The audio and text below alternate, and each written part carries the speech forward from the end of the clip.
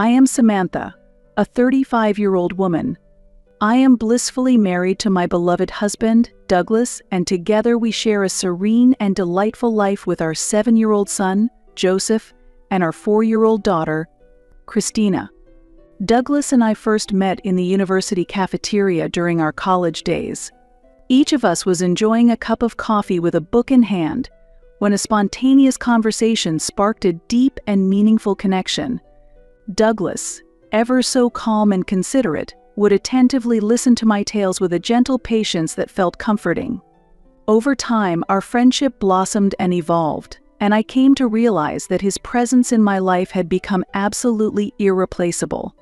His marriage proposal was beautifully simple.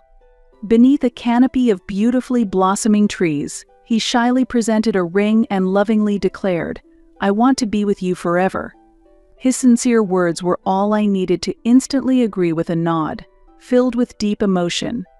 Since that momentous day when we exchanged vows, we have found true happiness in our marriage. When our son Joseph was born, Douglas, with tears of joy cascading down his cheeks, tenderly murmured, "He's our treasure." Joseph is a vivacious and inquisitively spirited child who thrives outdoors. Every weekend, we embark on delightful family picnics, and observing him energetically run around fills my heart with an immense sense of joy and fulfillment. Soon after, we welcomed Christina into our lives. She was a bit delicate, diagnosed with a congenital condition from birth. Initially, our concerns were significant, but Douglas and I joined forces and committed to support her at every challenging step. Joseph, her protective older brother, cherishes his sister deeply and often says, "I will protect Christina." Witnessing their growth and bond develop has been the pinnacle of my joy. Another individual holds an extraordinarily special place in my heart, my grandmother, Helen. She is the epitome of grace and warmth, qualities I have admired and loved since my childhood. My mother, Kathy, divorced my father when I was quite young and swiftly remarried a man named Michael, with whom she had my half-sister, Ashley. As my mother immersed herself in her new family, I gradually felt that I was becoming an afterthought. While my mother and stepfather lavished Ashley with love and attention, I often felt overlooked and neglected.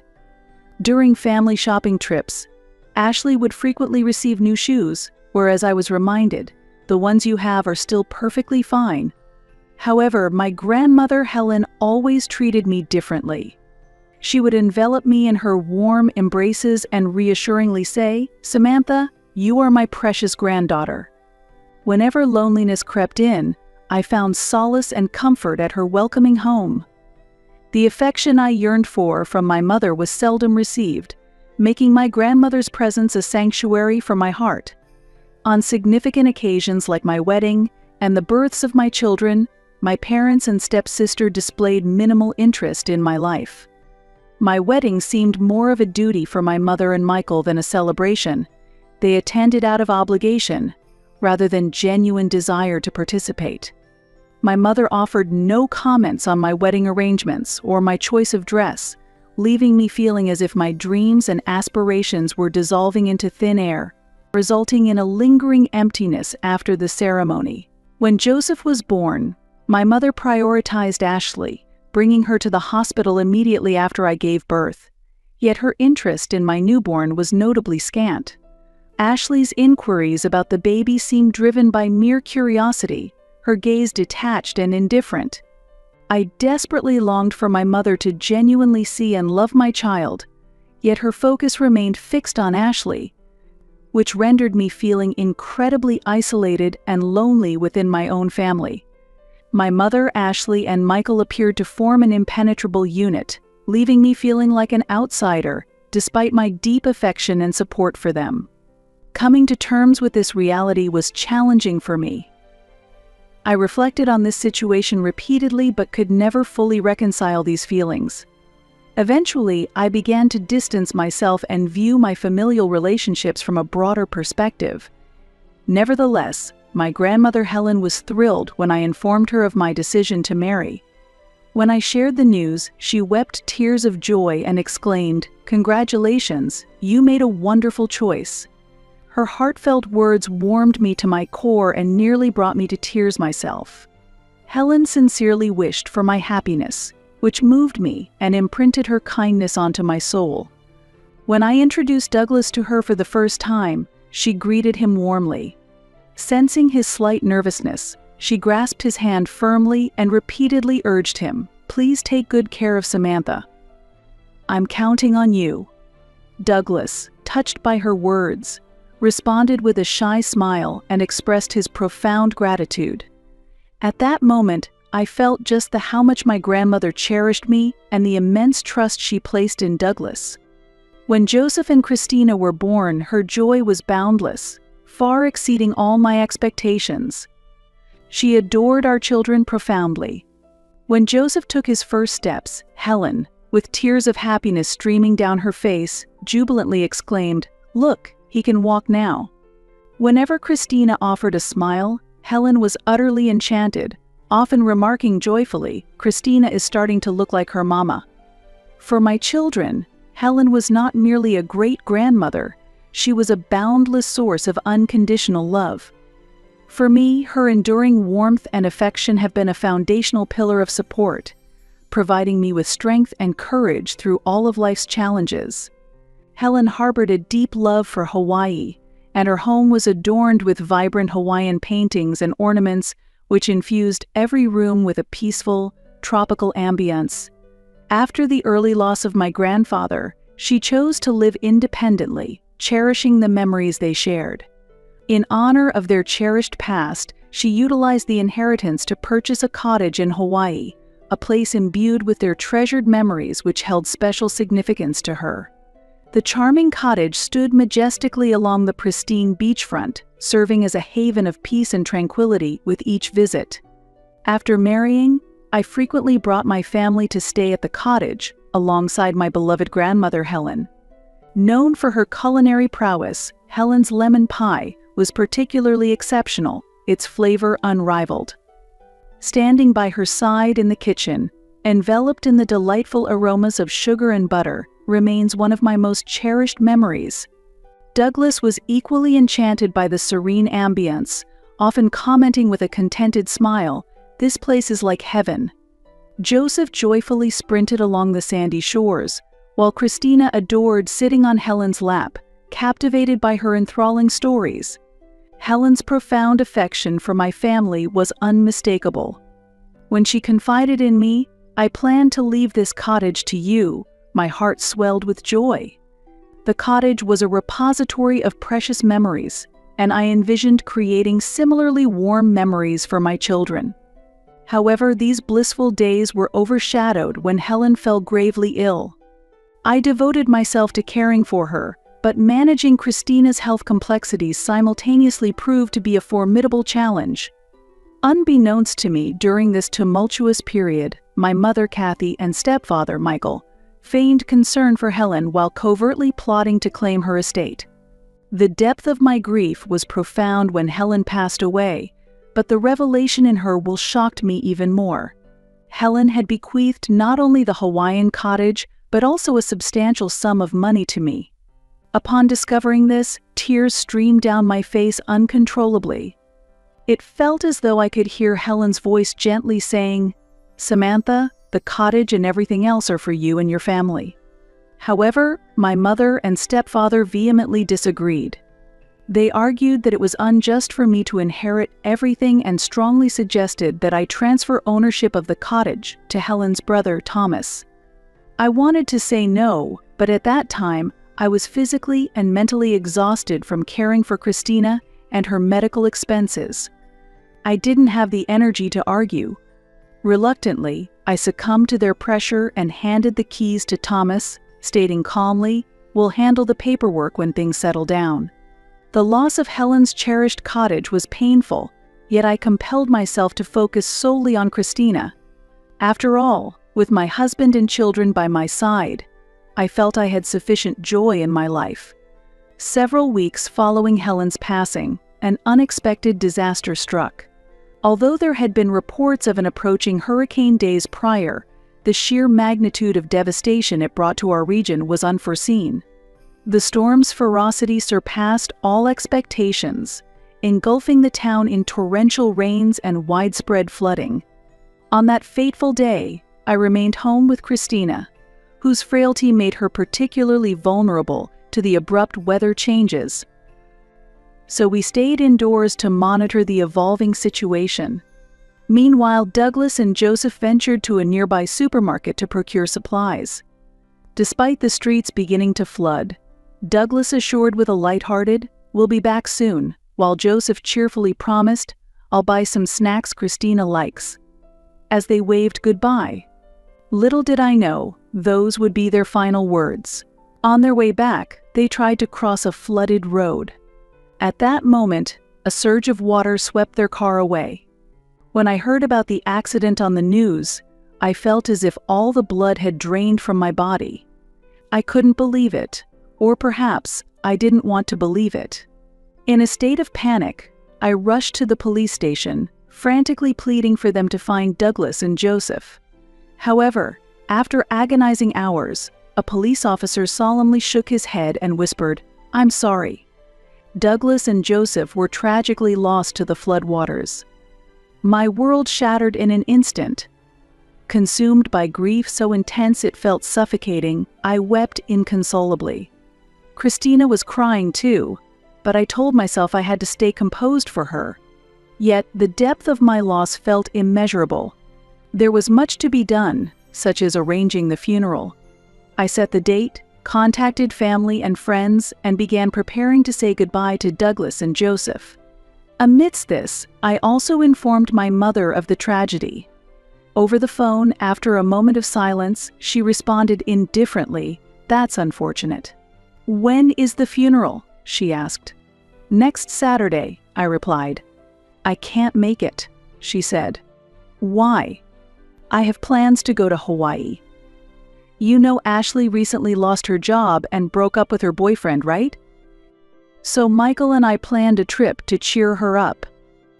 It's been scheduled for a while, and it's difficult to cancel now." Her words were incomprehensible to me. Prioritizing a vacation over mourning the loss of her son-in-law and grandson? "Mom, are you serious?" I asked in a trembling voice. "Samantha, we can't just change our plans. Ashley is looking forward to this. Family died. Douglas and Joseph. And you're prioritizing a trip? Don't overreact, Samantha.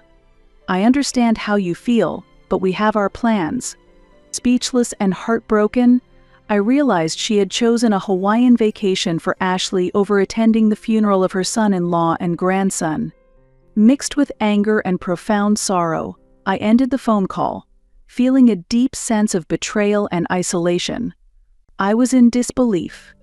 My mother had always shown a preference for Ashley over me, yet I had never imagined she could be so utterly heartless. On the somber day of the funeral, as I tried valiantly to suppress my tears, I tenderly placed Douglas and Joseph's favorite flowers atop their caskets, offering a silent, poignant farewell. The ceremony saw a considerable turnout, including many friends and relatives of Douglas, which provided a small comfort. Remarkably, even my estranged father and his side of the family, whom I had not seen for many years, made the effort to attend. Their presence and shared expressions of grief brought a slight solace amidst the overwhelming sorrow. In stark contrast, my mother, stepfather, and stepsister were conspicuously absent. They were already at the airport. I knew it instinctively. The image of them waiting in the airport lobby, laughing carelessly as they anticipated their flight, ignited a fury within me that was hard to contain. Such callousness was simply unforgivable. Engulfed in grief over the loss of my husband and son, I also felt a simmering anger toward them brewing quietly within me.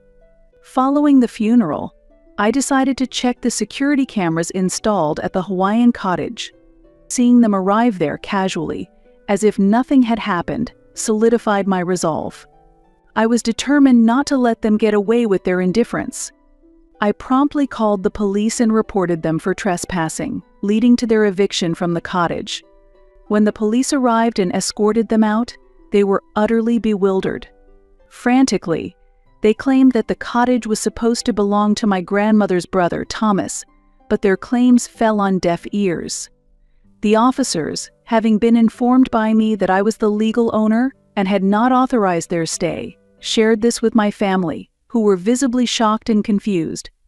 They had no choice but to find temporary accommodation in a nearby hotel. Shortly after the eviction, my mother called me in a rage. "What have you done, Samantha? Why would you do such a thing?" Her voice was thick with anger, and for a moment I was left speechless by her audacity. I was momentarily speechless, thinking, again, she only thinks of herself. I don't understand why this would be considered trespassing.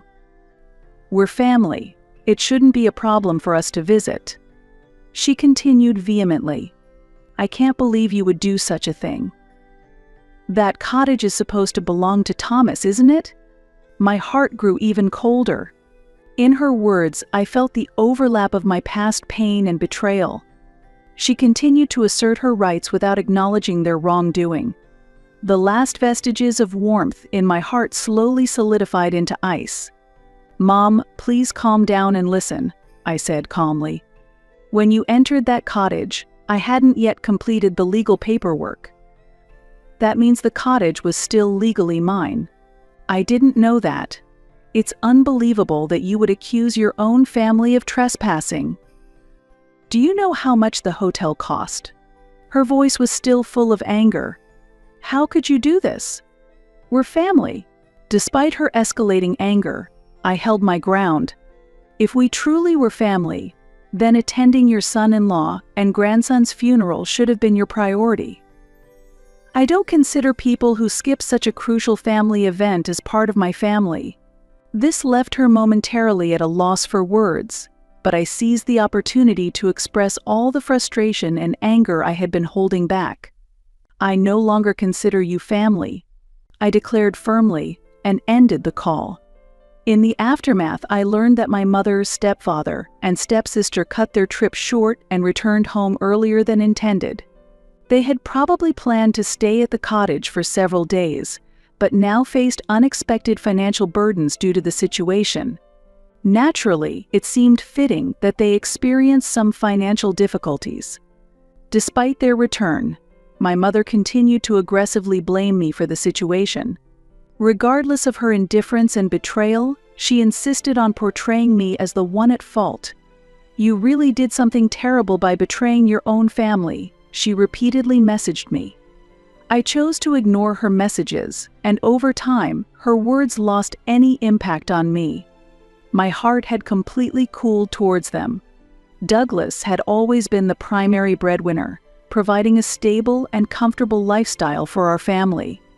Over the years, I had consistently sent financial support to my parents, especially since my mother frequently requested assistance, and my stepfather often demanded financial help. Deep down, I never felt obligated to send them money.